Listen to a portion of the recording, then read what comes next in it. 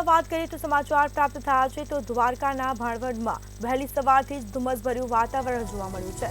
તો પંથકમાં વહેલી સવારથી જ ધુમ્મસભર્યા વાતાવરણથી વિઝિબિલિટી ડાઉન થઈ છે। રોડ પર વાહન ચાલકોને મુશ્કેલી વેઠવાનો વારો આવ્યો તો બીજી તરફ વાહનોની હેડલાઇટ ચાલુ રાખવાની ફરજ પડી। રવિ સિઝનના પાકને નુકસાન થવાની ભીતિ સેવાઈ રહી છે।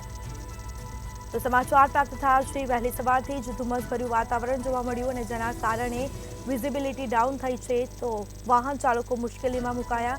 વાહન ચાલકોની હેડલાઇટ ચાલુ રાખવાની ફરજ પડી।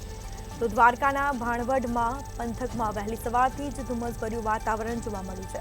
આ દ્રશ્યો સામે આવ્યા છે। વહેલી સવારના રોડ પર વાહન ચલાવનારને ભારે મુશ્કેલીનો સામનો કરવાનો વારો આવ્યો તો વાહનોની હેડલાઇટ ચાલુ રાખવાની ફરજ પડી છે। બીજી તરફ રવિ સિઝનના પાકને નુકસાન થવાની ભીતિ સેવાઈ રહી છે। સમાચાર પ્રાપ્ત થયા છે દ્વારકાના ભાણવડ પંથકમાં વહેલી સવારથી જ ધુમ્મસભર્યું વાતાવરણ જોવા મળ્યું છે અને જેના કારણે વિઝિબિલિટી ડાઉન થઈ છે।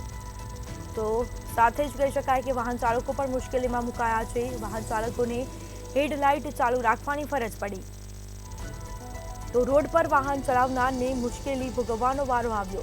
વાહનોની હેડલાઇટ ચાલુ રાખવાની ફરજ પડી। રવિ સિઝનના પાકને નુકસાન થવાની ભીતિ સેવાઈ રહી છે। તો વહેલી સવારથી જ ધુમ્મસભર્યું વાતાવરણ જોવા મળ્યું। ધુમ્મસભર્યા વાતાવરણથી વિઝિબિલિટી ડાઉન થઈ છે।